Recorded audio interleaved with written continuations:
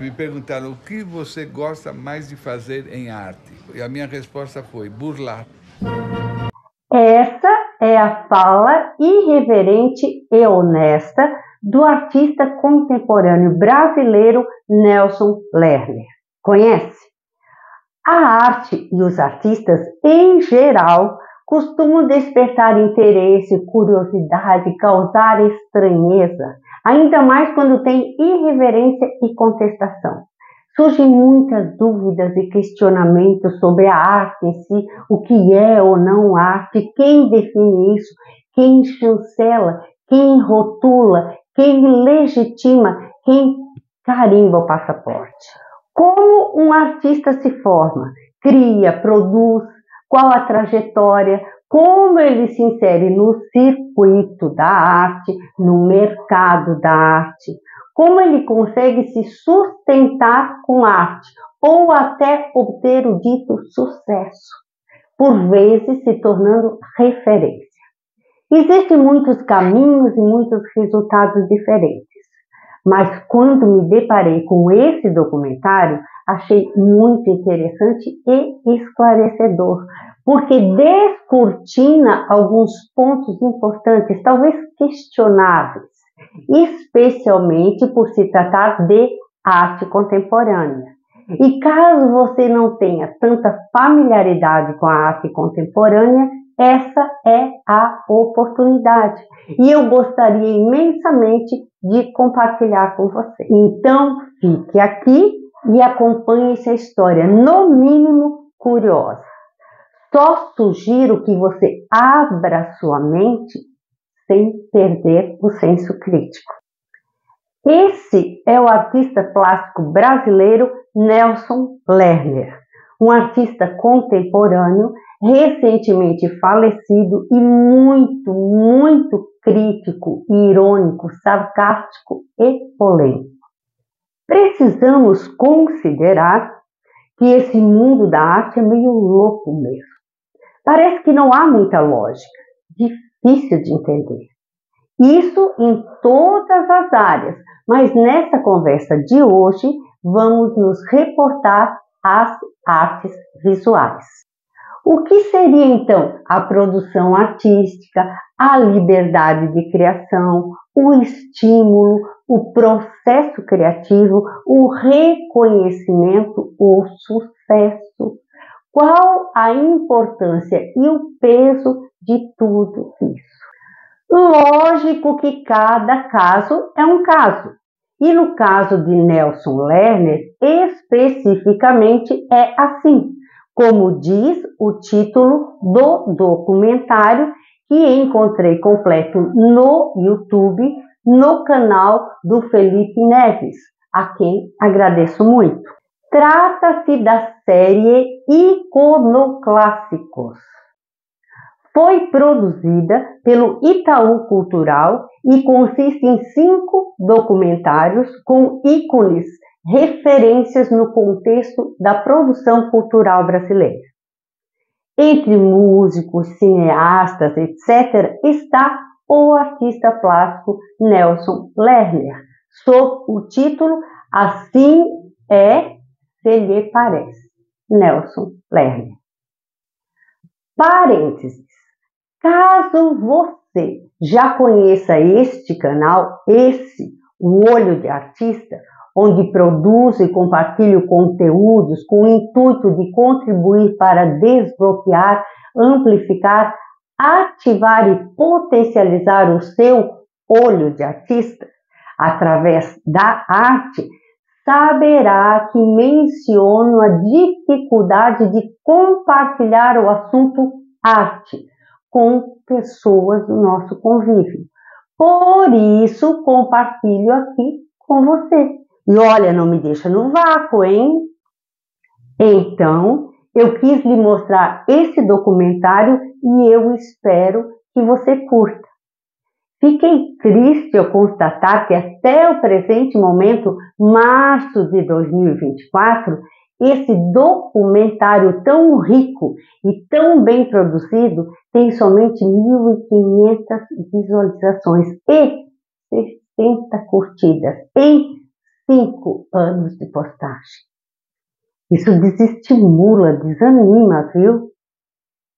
Portanto, eu vou deixar o link na descrição e eu espero muito que você assista integralmente e tenha as suas próprias impressões e se engaje, curta, comente, compartilhe, contribua da melhor maneira. Vamos mudar esse número. Pense no seguinte: todo esse trabalho é feito para você, para nós, é um presente. Então, nos cabe usufruir e agradecer.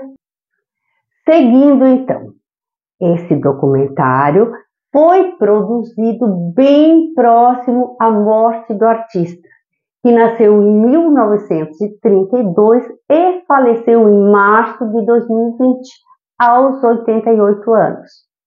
Um artista já idoso, porém muito ativo, com muita bagagem e uma extensa carreira. Aqui você verá que ele fala, ele se expõe sem pudores, mostra a sua rotina, a sua intimidade, conceitos, relembra a sua história, fala sobre o seu processo criativo e mostra como usa os objetos e materiais. Fala das suas influências, questionamentos, perspectivas, obras e dá conselhos até. Ele vai revelando camadas. Tudo isso acontece no período em que ele monta a exposição Ocupação Nelson Lerner. Para o público em geral, é no mínimo curioso, uma lição de vida talvez. Para artistas, um aprendizado, uma escola. Eu vou lhe apresentar alguns trechos desse documentário, até fora de ordem, e, em alguns casos, editado por conta do tempo. E vou comentar sobre a minha perspectiva como artista e arte educadora. E você poderá contribuir com as suas percepções aí nos comentários. Fique à vontade, pode concordar, discordar, o que você quiser. E eu também aproveito a oportunidade para lhe apresentar outros artistas e outras obras que dialogam com a produção de Nelson Lerner. Então, eu lhe convido a conhecer um pouco esse grande e polêmico artista brasileiro, Nelson Lerner. Vamos lá? Nunca pintei um quadro na vida. Não. Hoje eu fico pensando, eu acho que sempre é a preguiça. Pintar dá trabalho. E eu comecei já a me apropriar. Eu via um portão pintado de uma obra, eu já pegava o portão, tirava e já punha como trabalho. Tá pronto, leva.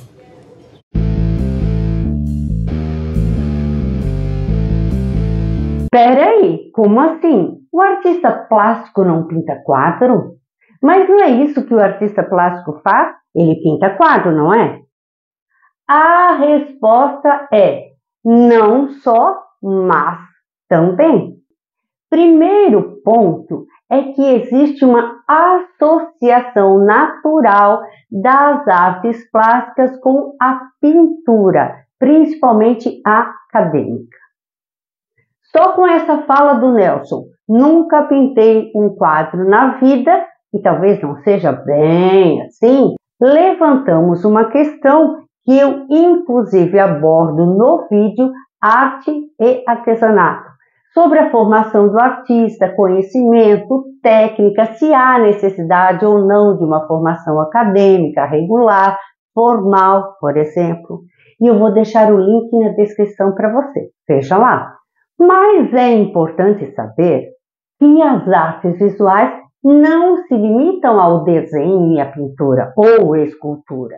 Existem muitas outras linguagens que vieram se desdobrando e expandindo a partir da arte moderna, do modernismo, com o surgimento de diferentes correntes artísticas, de todos aqueles ismos, cubismo, abstracionismo, expressionismo, dadaísmo, surrealismo e assim por diante, onde o campo das ideias ganha muito mais espaço e força, como, por exemplo, a arte conceitual, a arte contemporânea ou pós-moderna. Viu a data dos Portões de Nelson? 1962, e o cara está falando em apropriação no Brasil em 1962, e tinha espaço para isso. Você consegue imaginar? Como ele disse, pintar dá trabalho. Produzir uma obra do zero, do nada, embora esse nada seja relativo, porque sempre vem de algum lugar, mas planejar, elaborar e produzir uma obra, a princípio, dá muito mais trabalho do que a apropriação em si. Mas também não é assim, só se apropriar de qualquer coisa e pronto. E eu falo muito sobre isso no vídeo Apropriação na Arte, aqui no canal, com detalhes e exemplos. Também vou deixar o link para você na descrição. Só que esse conceito vem lá de Marcel Duchamp. E antes dele teve todo um processo, um caminho trilhado por outros artistas. Duchamp criou o ready-made, que usa as coisas prontas, tipo objetos industrializados, como quando ele apresentou um urinol numa exposição e de simples objeto comum passou a ser considerado uma obra de arte, sob o título Fonte. Já falei sobre isso em outros vídeos. E aí, uma coisa é outra coisa quando muda de lugar? Lembra a questão levantada lá na 30ª Bienal de Artes em São Paulo? Então estava lá Nelson Lerner se apropriando de portões. Portões comuns, pintados, riscados, arranhados, marcados, portões de obras de várias procedências. E levando para dentro de galerias de arte, para espaços expositivos, onde a magia acontece. De simples e insignificantes portões ganham o status de obra de arte. Isso quando? 1962, onde? No Brasil. Não sei se você, mas muita gente ainda hoje torceria o nariz para isso. Mas eu preciso confessar que, para mim, faz sentido. E é sobre isso que falamos muito no canal. O apurar o olhar para enxergar o belo onde aparentemente não existe beleza. Mas vamos admitir que, para o senso comum, isso causa muita estranheza. E lembra, estamos falando de Brasil em 1962. E então, como a coisa chega a esse ponto? Lembremos que um artista não surge do nada. Ele é o resultado da sua vivência, das suas observações e experiências, da sua personalidade, individualidade e da troca com o mundo e com outros artistas. E Nelson conheceu pessoalmente Marcel Duchamp e outros dadaístas. Esteve bem no olho do furacão, bebeu direto na fonte. Veja isso. Eu conheci Duchamp em Nova York e a gente conversou muito, que inclusive, eu gostava muito de xadrez, porque eu joguei xadrez, joguei até em campeonato da Gazeta Esportiva. Convidei Duchamp para jogar uma partida de xadrez. Eu me dediquei numa corrente duchampiana e comecei a viver, né, tudo isso, de certa forma, né, invejar, por exemplo, os encontros, né? De Duchamp, Man Ray e Picabia, onde eles três faziam miséria, né? Em discussões de arte, eles brincavam, né? Eles brincavam, eles faziam, eles tinham um jogo entre eles, né?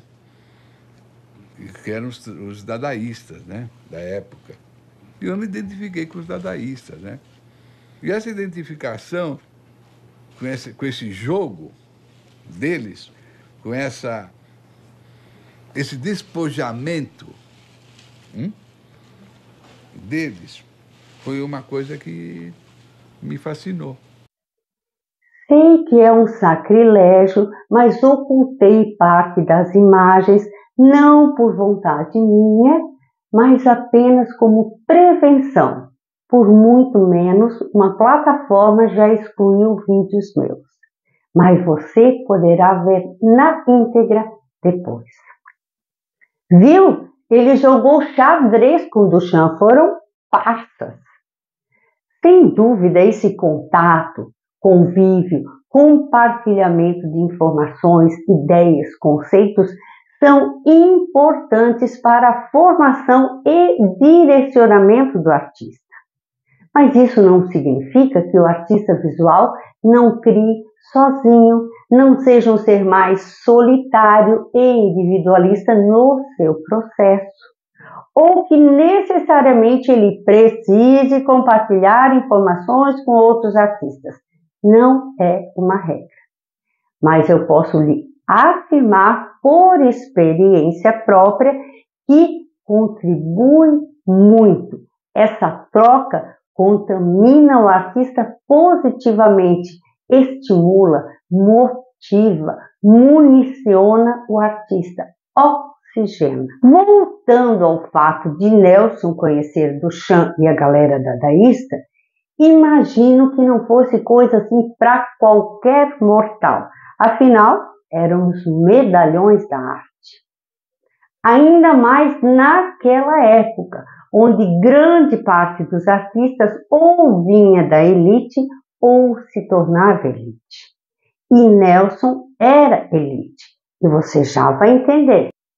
Enfim, Nelson estava nessa pegada, se apropriando, expondo e sendo reconhecido já em 1962, aos 30 anos de idade. Pensa nisso, até hoje existem pessoas que não gostam, não curtem, não aceitam obras de Van Gogh, de Gauguin, de Picasso. Imagine um portão que era só um portão e vai para o espaço positivo e se torna uma obra de arte, assim como o urinol de Duchamp, que vira a fonte. Qual o sentido disso? Mas como Nelson conseguiu isso? Será que foi difícil? Será que ele tinha algum suporte, apoio moral e financeiro? Alguém endossava suas criações?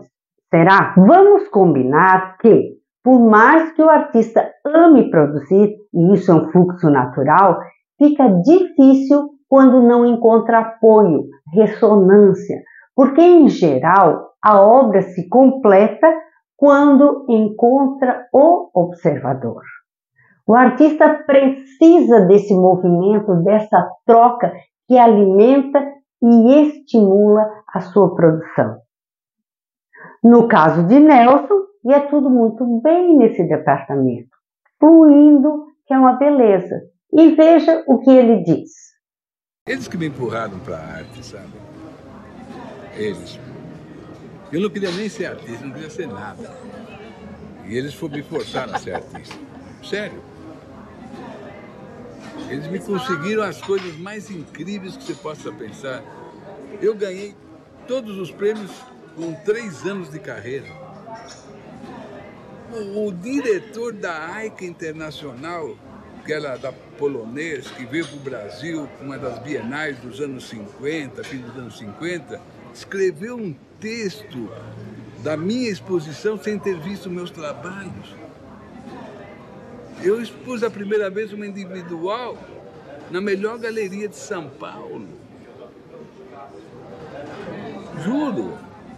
Lógico, meu pai é diretor de museu, minha mãe é uma escultora já conhecida, pô, empurrava assim, e eu ia.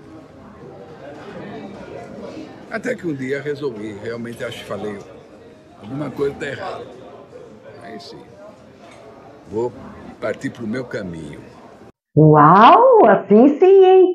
Caramba!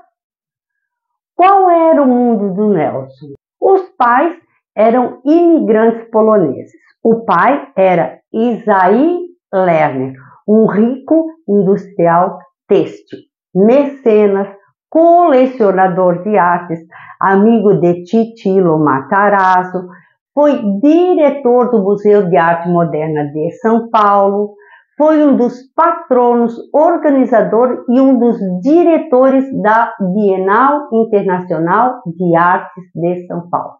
E o currículo é extenso. A mãe foi a premiada escultora Felícia Lerner. Tá bom para você? Veja essa fotografia.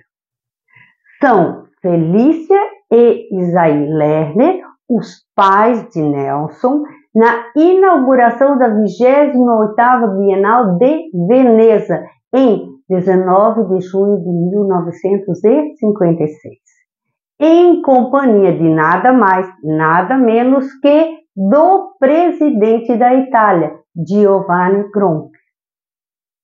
E você reconhece aquela obra ali no fundo? É um de Cavalcanti. Então, ele estava muito bem relacionado, teve todas as condições, formação, dinheiro e suporte necessário, ou até mais que necessário, para uma carreira bem-sucedida. Ambiente e contatos propícios para o sucesso. Além, claro, do apoio incondicional dos pais que gozavam de prestígio no mundo das artes. Você viu o que ele mesmo disse? Eles me empurraram. Não sou eu dizendo, é ele. Aqui a gente pode fazer uma reflexão sobre oportunidades. Eu estou dizendo que ele não mereceu essas oportunidades? Não. Eu estou dizendo que ele não foi um grande artista? Não. Eu estou dizendo que muitos artistas bons, talentosos, criativos, produtivos se perdem no caminho, ficam no anonimato por falta de mínimas condições e oportunidades? Sim. Também não significa que um artista anônimo não seja artista, e isso precisa ficar bem claro. Existe uma ideia, um mito, de que quando a pessoa se esforça, batalha muito, com coragem e resignação, ela consegue. Sim, até acontece, mas isso não é uma regra, é a exceção. Você há de concordar que em condições tão desiguais fica bem mais difícil, quiçá impossível. Estou falando sobre construção social, sobre criação de mitos, como o mito da meritocracia, ou mito da garagem, ou mito da pobreza, como diz a senhorita Bira no canal Algoritmo da Imagem, que eu recomendo que você veja. E vou deixar o link na descrição para você. Na história da arte, temos inúmeros exemplos de artistas que rastejaram da lama para a glória com muito custo. Outros se perderam no caminho por vários motivos. E não foi só o Nelson. Outros artistas tiveram todo o suporte necessário, portas abertas, escancaradas. Alguns receberam empurrões e outros pé na bunda. Isso deve ser sempre considerado. Mas será mesmo que dinheiro garante sucesso? Talvez não, mas com certeza ajuda e muito. Para um artista criar, produzir sem preocupações financeiras, sem cobrador batendo a porta, com materiais e recursos disponíveis, podendo sonhar e criar livremente, é muito diferente de um artista de barriga vazia, sem condições de se sustentar, sem apoio, ao contrário, com cobranças tipo, larga disso e vai trabalhar, vagabundo. Porque nessa sociedade a pessoa não vale o quanto é, e sim o quanto tem. Infelizmente. Sabe quando a criança mostra um desenho e recebe um "Oh, que lindo, filho, faça mais um"? Ou "Nossa, filho, isso tem potencial, vai em frente", que é diferente de "Que é isso? Nossa, que coisa estranha, esquisita, vá fazer outra coisa da vida". Isso faz toda a diferença. Existem atitudes que estimulam e outras que bloqueiam para sempre. Lembre-se disso, viu? E sobre esse tema, o suporte financeiro, o próprio artista diz. Veja aí. Eu tive até crítico, e na época não era curador, eram críticos que discutiam, e falavam que eu só podia fazer aquele trabalho porque eu tinha dinheiro. E se eu não tivesse dinheiro, eu tinha que ser aquele boêmio que trabalha que nem o bispo, no hospício, com o resto. Eu não podia fazer um trabalho, vamos dizer, onde entrava um material mais, vamos dizer, uma coisa. O Wesley, né? A mãe do Wesley ajudou ele em dinheiro para fazer todos os trabalhos nos inícios dos anos 60, foi a mãe dele que sustentava o trabalho dele. Por isso que ele faz aqueles helicópteros do Chateaubriand, maravilhosos, aqueles materiais, aquelas tintas importadas, porque ele tinha por trás disso, né? E a gente era muito criticado nesse aspecto. Entendeu agora que para um cara como ele, não havia dificuldade para viajar, conhecer e interagir com artistas de renome como Marcel Duchamp? O que você acha? Será que se esses caras não tivessem tido os recursos, oportunidades e empurrões que tiveram, estaríamos falando sobre eles hoje ou não? Será que faria diferença? O Wesley a que ele se refere é Wesley Duke Lee. E essa é a obra Helicóptero que ele menciona. Mesmo com tudo isso, quando bem jovem, Nelson não tinha interesse algum por artes plásticas, museus e afins. Veja o que ele mesmo diz. Como eu morei nos Estados Unidos, se eu não me engano, de 45 a 50, o que me interessa? Eu não fui a um museu naquela época, não me interessava museus, não tinha ligação nenhuma a museu. O que me interessava? Era ficar na Broadway. A Broadway era fascinante. Era aquele anúncio do cigarro que soltava aquelas bolinhas de fumaça, né? Zero, né? Ele deveria ter entre 15 e 19 anos. Foi cursar engenharia têxtil e não concluiu. Lembra que o pai era um rico industrial têxtil? Viu que ainda não tinha interesse algum por artes visuais ou museus? Depois disso, ele retornou ao Brasil, fez aulas de pintura, frequentou ateliê de abstração e fundou o grupo Rex, lá nos anos de 1960, com o Duke Lee, Wesley Duke Lee, e entre outros artistas. Este grupo era um coletivo artístico irreverente que ironizava e debatia críticas de jornais, museus e bienais. Segundo José Rezende, um dos artistas do grupo, ele diz: o grupo, tinha uma postura combativa, um certo escárnio em relação ao sistema de arte. Então, Nelson seguiu com essa pegada da ironia, sarcasmo, sempre polemizando e escandalizando.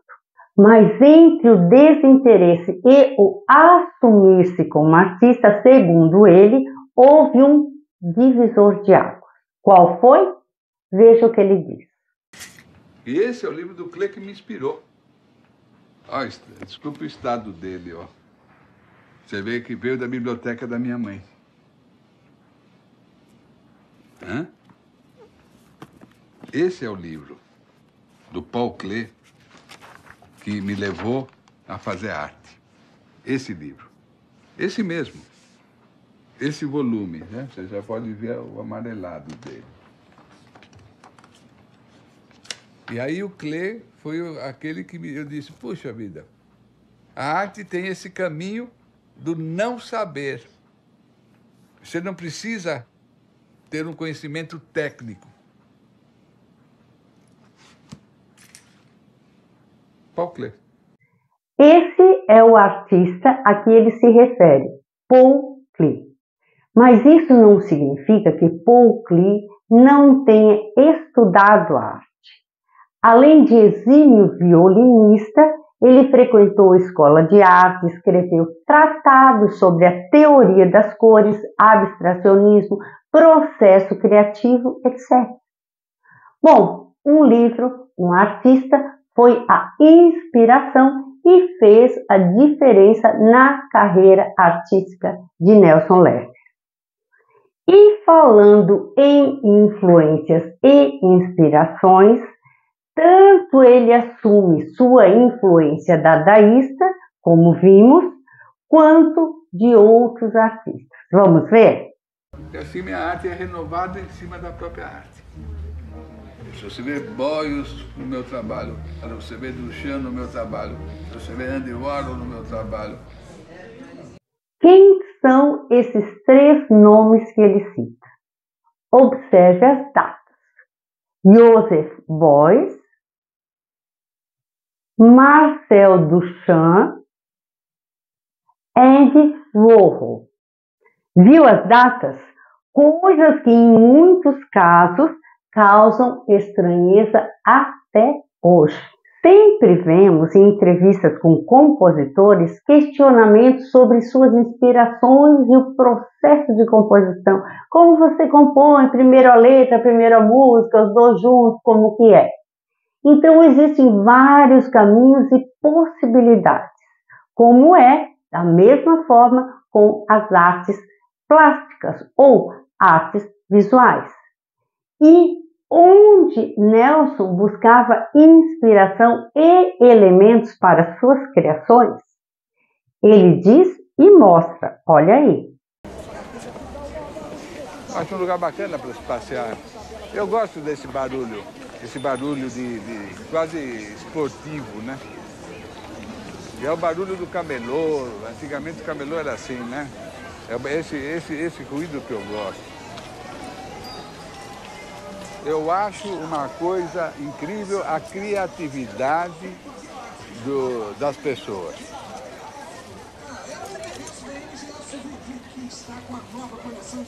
Você não acha que precisa ser muito criativo? Não precisa ser muito criativo para você ter esse chapéu bolo para pôr na cabeça?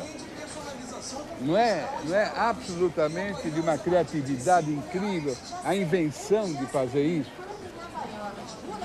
Então isso me atrai. É como que...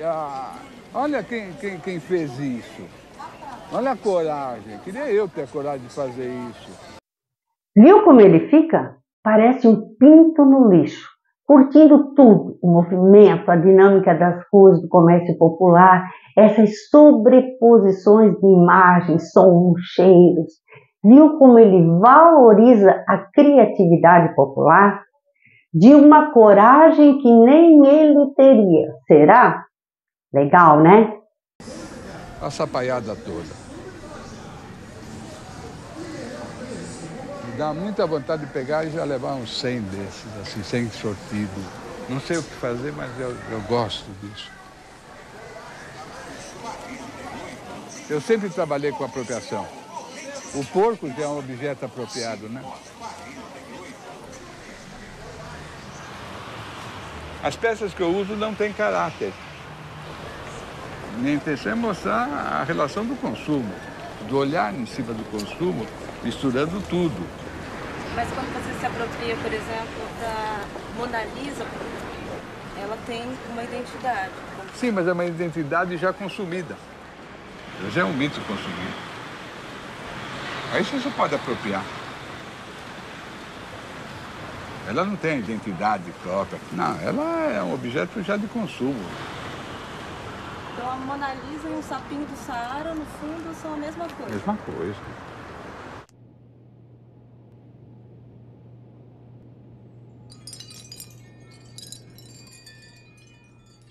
Aqui nós vimos como ele se apropria de elementos da cultura popular, de artefatos como os sapos e outros objetos feitos industrialmente, em série. Também vimos algumas releituras que ele produziu da Mona Lisa de Leonardo da Vinci. Ele criou 100 releituras que chamou de quadro a quadro 100 monas. Se você não viu, eu recomendo que veja aqui no canal o conteúdo sobre a Mona Lisa. Vejam lá, eu vou deixar o link na descrição para você. Agora observe que interessante essa fala sobre os objetos. Tem uma coisa que é muito curiosa, assim, que é aquela coisa dos elementos, né? É da natureza. É que eles vivem quando você põe eles como dizer, quando você põe eles em uso seu, ele muda. Ele já não é a mesma coisa que quando ele está, vamos dizer, nos lugares de venda. É verdade. Ele muda totalmente. Ele cria vida. Ele capta a energia daquele que vai cuidar. Ele cria vida. Cada coisa tem uma vida aqui que numa loja não tem. Não tem. E essa energia que a gente tem que aprender a lidar. Viu que interessante isso? Quando você compra uma coisa, uma roupa na loja, ela passa a ser sua. Não só porque você comprou, mas ela passa a fazer parte de você. Se amolda ao seu corpo, ela diz sobre você, ela define o seu estilo, etc. Ela fica com a sua energia. As coisas mudam o sentido conforme nós a enxergamos. É bem aquela frase que eu menciono sempre lá da 30ª Bienal. Uma coisa é outra coisa quando muda de lugar. Como o Rinaldo Duchamp, lembra? Na loja é só uma peça, igual a todas as peças. Com você é única, é sua, é você. Tipo a rosa do Pequeno Príncipe, lembra? Um objeto pode ter muito significado, valor, história, memória, vínculo afetivo para uma pessoa e nada, zero para outra. Ou para um grupo de pessoas. Por exemplo, se tivéssemos uma lasquinha de madeira que fosse tida como uma relíquia, se fosse uma lasquinha da cruz de Jesus, ela seria guardada numa redoma de vidro com todo cuidado e seria adorada. Caso contrário, ela iria para o lixo como uma reles lasquinha insignificante. Na verdade, não trata-se exatamente da verdade, e sim do que se acredita ser. Então é legal pensar sobre o valor que as coisas têm sob vários aspectos. E a liberdade e a autoridade na arte.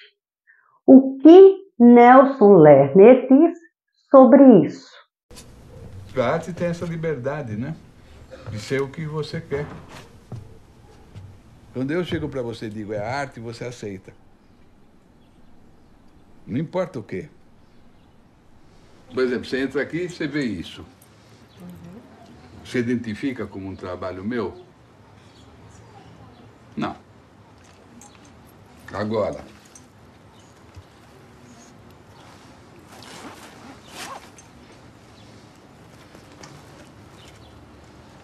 Homenagem a Fontana 42 anos depois. Tá assinado, escrito. Então é um trabalho meu. E está justificado. Ele é homenagem a Fontana por causa dos zippers. Que me deu essa vontade dele ser uma homenagem a Fontana. Você abre e fecha, e tem ele, né? Ah, que beleza. Eu adoro esse trabalho. Viu como é? Segundo o historiador Ernst Gombrich, não existe arte, existe artista. Viu que de um macaquinho de pelúcia ele fez uma obra em homenagem a Fontana, evidenciada pelo uso do zíper? Mas quem é esse Fontana? Ele se refere ao pintor e escultor argentino Lúcio Fontana, que criou o movimento espacialista na década de 1950. Nesse período, ele pinta a tela com uma única cor e a maltrata com cortes e buracos, influenciando vários outros artistas. E todas as obras recebem o mesmo título, Conceito Espacial. Só muda a data. Olha aí, Conceito Espacial de 1965, Conceito Espacial de 1967. Por conta disso, antes dessa obra com o macaquinho, Nelson criou a obra Homenagem a Fontana, em 1967, que faz parte de uma série de múltiplos e foi premiada na Bienal de Tóquio no mesmo ano, 1967. Só que ele não usou cortes na lona, e sim tecidos e zíperes, que permitiam a interatividade do público. E essa é a obra original. Viu como ela está danificada? Foi por conta de um incêndio no Museu da Arte Moderna no Rio de Janeiro em 1978. E essa é uma réplica produzida pelo artista. Para essa exposição foram produzidas 4 plotagens em diferentes disposições, já que não é mais permitido ao público interagir com a obra. Nessa mostra também foi exposta a obra Tripem-Cores, que consiste na criação de uma roupa, um vestido, com diferentes partes coloridas e divididas por zíperes, que originalmente também podia ser manipulada por visitantes, que tiravam partes da peça fazendo um striptease. Para essa exposição foram montados 4 manequins vestindo essas roupas, que vão do completo até restar somente a peça preta. Boa tarde, Maria. Pois é, eles chamam de ocupação, nem é exposição. São 4 obras. Eles estão, na verdade, reunindo obras dos anos 60 e obras de agora, de 2009, que são obras que dialogam umas com as outras. Vamos direto para a fonte. O Nelson Lerner, o artista plástico, está aqui com a gente. Primeiro, essa obra aqui, Tripem-Cores, é um retrato, é uma cara da época dos anos 60, né? Ela é dos anos 60, né? Esse trabalho foi feito em 1968 e esse trabalho é um striptease, como vocês podem ver pela disposição, mas é um striptease que não é para ser, pode ser feito tanto por quem está usando, como pode ser feito por uma outra pessoa. Todos os anos 60 eu trabalhei muito com a interação do público. Esse mesmo trabalho, né? Você vai abrir, abre o zíper, isso sai, abre, tira. Agora, hoje em dia, tem uma monitora aqui que fica assim. A pessoa chega perto, então já passa para não mexer. Né? Como conceito mesmo. Vamos ver parte de uma conversa onde ele aconselha uma jovem artista e expõe nua e cruamente o tal mundo das artes. Está editado por conta do tempo.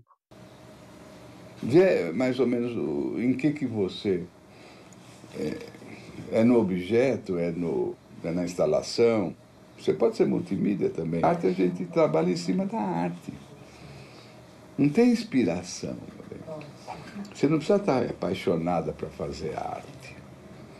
Isso também, outro mandamento. Não preciso me apaixonar para fazer arte. Eu preciso trabalhar. Arte é trabalho profissional. Colagem, não faça colagem. Não usa tesourinha em arte, porra, porque é falso. Esse movimento da tesourinha. A não ser que a tesoura entra junto com o trabalho como um conceito. Sabe, ficar recortando. Não é trabalhos manuais, sabe? Coisas assim. Cada um tem seus dramas. Então, tudo isso a gente passa. Mas a gente passa, reflete, enfrenta e vai. Se você pensa que tudo é... Você não pensa, você só flauteia. Não tem, você tem muitas dúvidas, inclusive depois de 60 anos de carreira, ou quase 60. Dúvidas existem. O mundo das artes, né? O mundo cruel, vai assimilando a crueldade. É cruel, é falso, não é aí que está. Por isso que eu falo, ele não é verdadeiro, ele é cercado de todo um glamour meio à la moda. Então, é um inferno ser artista. E a gente tem que frequentar esse inferno. Então, nem tudo são flores. Também há crueldade nesse mundo das artes, sim. E se ele diz isso, se para ele é um inferno, imagine para alguém que não tem 10% das oportunidades que ele teve. Pode ser doce, mas não é mole, não. E outro trechinho de uma conversa sobre desmistificação e mercado de arte. Quer ver? Nos anos 80, levava muita bufetada. Se achavam extremamente agredidos. Você fazia, tudo que você fazia, eles tomavam como agressão a eles. Era porrada de tudo que é lado que você dava. E eles sentiam as porradas. Puta, o que eu vou fazer com o meu MAB, que paz descanse? O que eu vou fazer com o meu quadro abstrato que está na parede? Pô, se isso vai virar arte, e a minha, o que eu tenho vai virar o quê? Eles ficavam... De repente, eles perceberam que, consumindo, eles desmistificavam o artista. O que desmistifica? Consumo, né? Olha, hoje as coisas mudaram tanto que eu vou te contar que hoje eu não posso nem mais fazer um cartão de Natal para dar para as pessoas, porque eu adorava fazer cartões de Natal, desenhar e mandar para os meus amigos. De repente eu comecei a encontrar cartão de Natal emoldureiro para ser vendido. Que eu dei de Natal para pessoas que eu gosto de dar, que eu mando, emolduradas. Tem gente me mandando e-mails com a foto do cartão de Natal, perguntando quanto vale. Te juro, não estou brincando. E tem jogadas de mercado, né? Hoje tem jogadas, né? Eu tenho uma amiga minha, né, do Rio, que ela tem uma jogada de mercado, mercadológica. Ela não produz mais que 12 trabalhos por ano. Por quê? Para manter o preço, para manter a fila, para manter a expectativa. Nenhum trabalha mais do que 12. Não faz. Se ela tem 40 trabalhos reservados para vender, ela tem fila para 4 anos. Porque ela não faz mais do que 12. Não porque ela não tem tempo, porque é uma jogada mercadológica dela, para valorizar e dar essa expectativa. Interessante isso, não? Do valor da arte como produto, como investimento. E essa história dos cartões de Natal lembra aquela história de Picasso. Reza a lenda que ele fez um desenho num guardanapo de um restaurante e o proprietário aceitou esse desenho em troca do consumo. E ao pedir que ele assinasse, Picasso respondeu: mas eu só quero pagar a conta, eu não quero comprar o restaurante. Lenda ou não, é por aí mesmo. E existem muitos outros casos assim. A gente costuma ver a arte de uma forma mais romantizada. Vemos a estética, a poética, o sentido e nos conectamos com a obra. Seja uma pintura, uma música, um filme. Vemos a arte do ponto de vista do observador, do apreciador, do fruidor de arte. E eu acredito ser esse mesmo o propósito, o potencial real da arte, o de transformar, o de salvar. Mas não é só isso, é também um mercado bem complexo, um jogo que, se o artista não souber jogar, ele morre na praia, infelizmente, e é bom saber disso. Então, além das obras que já vimos, vamos ver algumas outras obras do artista?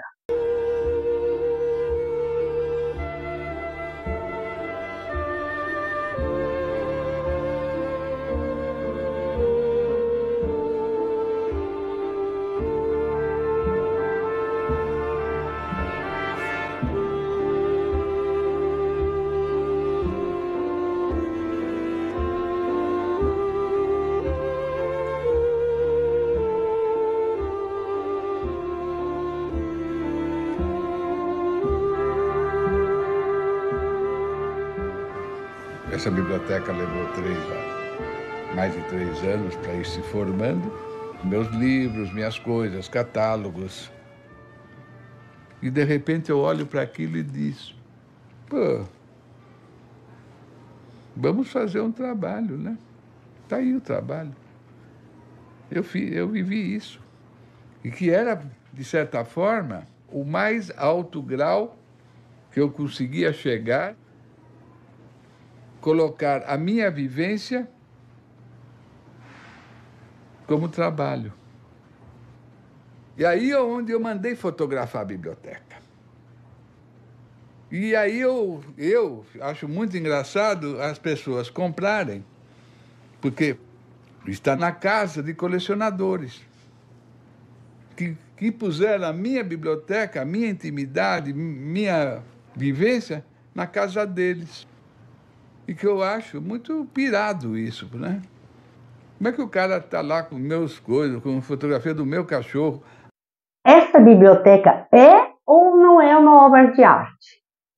Eu lembro que em uma Bienal de Artes em São Paulo, um artista transferiu integralmente o ateliê dele para o pavilhão da Bienal, com cada detalhe.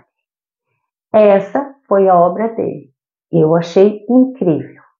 E a forma, a configuração dessa biblioteca do Nelson, além de toda a questão estética, desde a estrutura das prateleiras, a cor, a disposição dos livros e de cada elemento com suas especificidades, representação, forma, cor, textura, dimensão, etc., de como ela está, é única.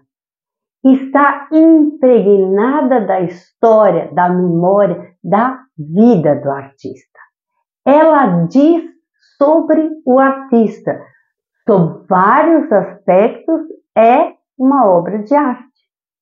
Mas tem outro lado, e até ele acha estranho isso, essa tara, essa obsessão dos colecionadores. Mas é investimento, dinheiro.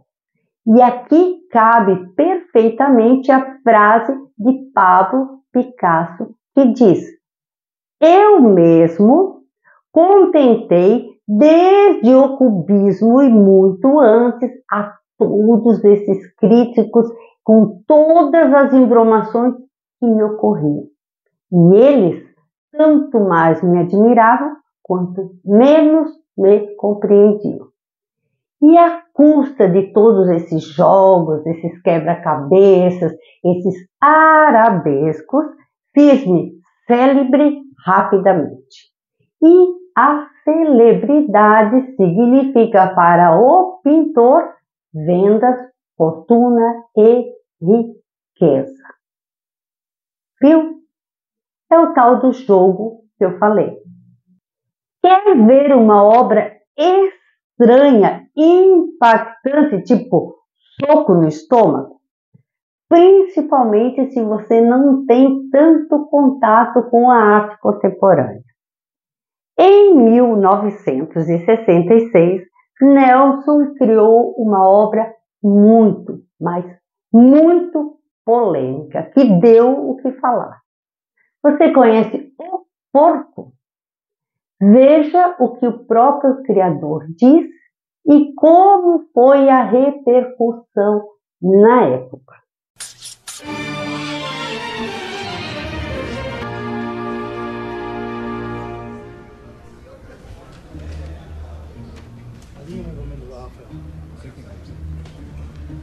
Desse porco, ele foi num caminhão para Brasília, caminhão de transporte, uma corrente e um presunto na corrente. Os homens do caminhão puseram no caminhão, viram um presunto mesmo, né? Tiraram o presunto, comeram no caminho. O porco chegou em Brasília sem o presunto. Tanto que, brincando agora no diálogo que eu estou fazendo, eu refiz o presunto. Mandei o porco para Brasília e ele foi aceito no salão. E eu inquiri através do Jornal da Tarde por que eles aceitaram.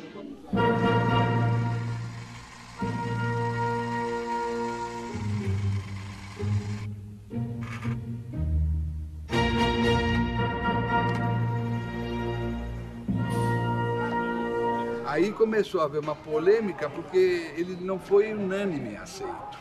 Então, os que aceitaram justificaram, e os que não aceitaram também justificaram porque não. E toda a crítica no país começou a discutir. E eles começaram, durante 1 mês e meio, pelos jornais, todos uns se atacando, outros se defendendo. E eu não tinha mais nada a ver com a história. É por isso que eu chamo de happening da crítica.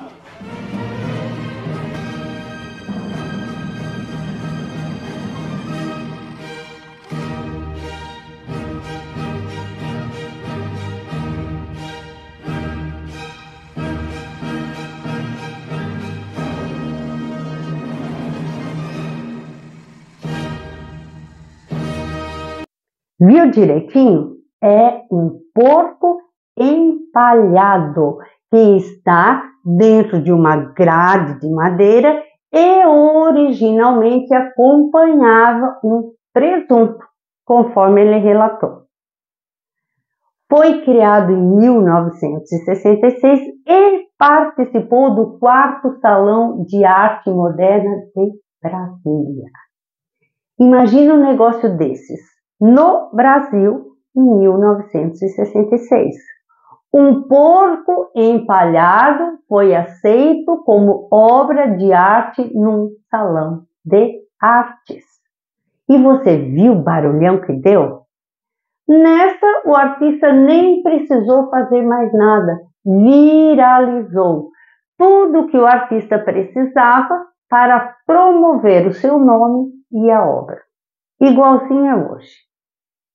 O porco produziu uma polêmica similar à Ponte de Marcel Duchamp, em 1917. Até hoje se fala disso.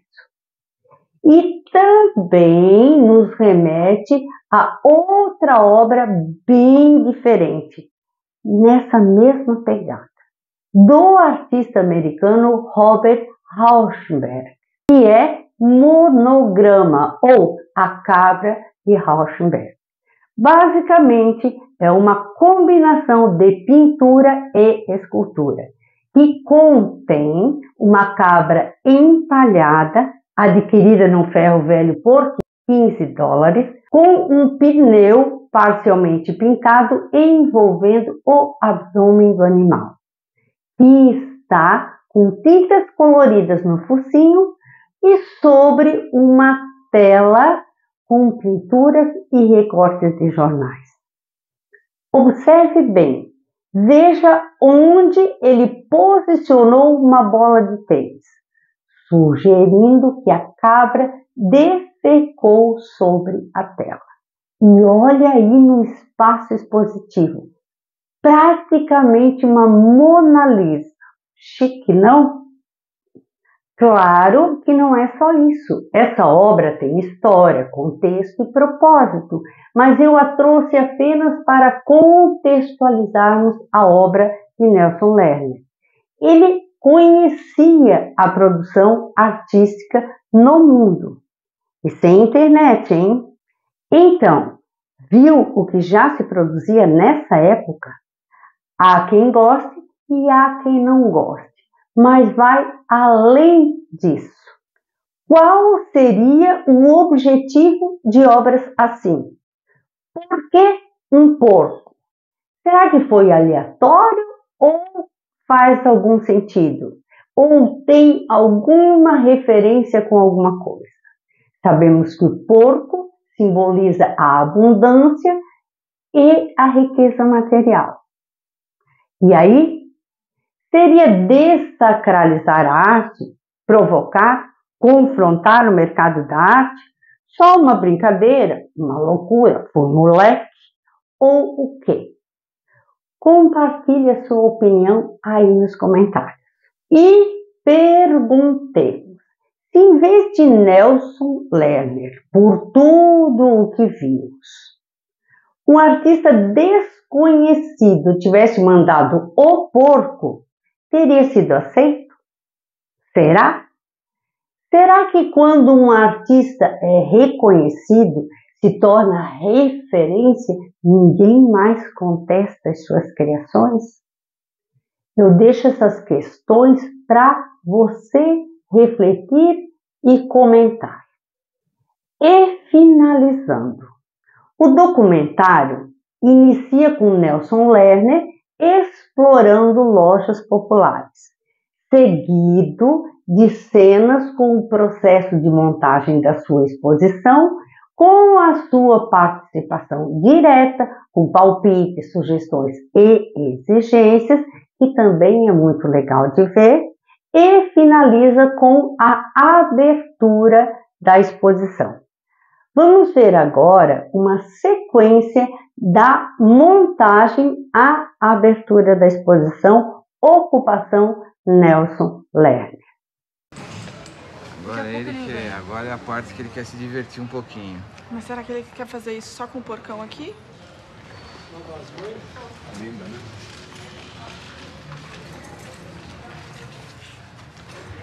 Tem perucas e cabelos normais, tá com esses cabelos coloridos, mas tem normal também. Eu gosto exatamente por causa do outro. Eu gosto.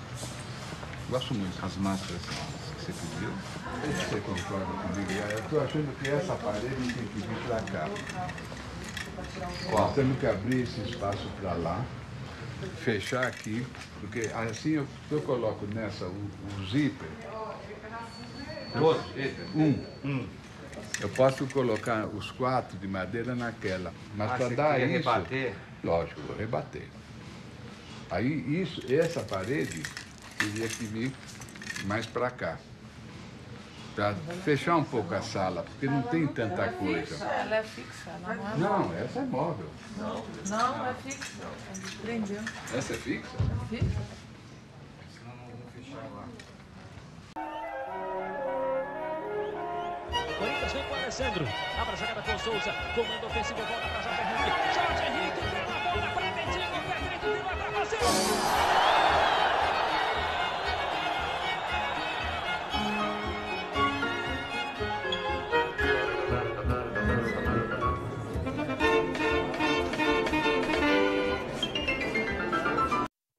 E assim concluímos essa conversa sobre esse documentário e podemos constatar que de um cara totalmente desinteressado pelas artes visuais, Nelson Lerner se tornou um artista contemporâneo 100% integrado com as artes visuais, com um olho de artista extremamente apurado, capaz de ver tudo como assunto, objeto de arte.